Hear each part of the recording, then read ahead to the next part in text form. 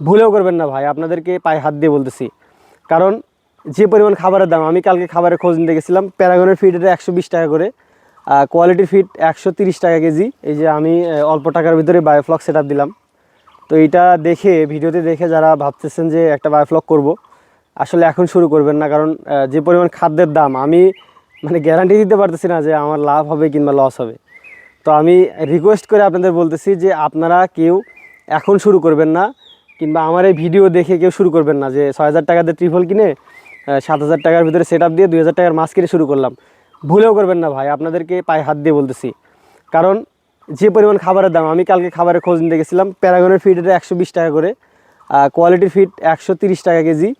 মানে 130-140 টাকা কেজির নিচে কোনো মাছ পাওয়া যায় না। তো আমি চিন্তা করতেছি যে কই মাছের যে অবস্থা, ভিয়েতনামি কই মাছের যে দাম 150 টাকা 60 টাকা কেজি, আসলে পাইকারি বিক্রি করতে পারবো কি না, এটাও একটা আমি ভয়ে আছি আর কি। যার কারণে আপনাদেরকে রিকোয়েস্ট, আপনারা কেউ শুরু করবেন না। আমি দেখি আপনাদেরকে টোটাল আপডেট আমি দিতে থাকবো।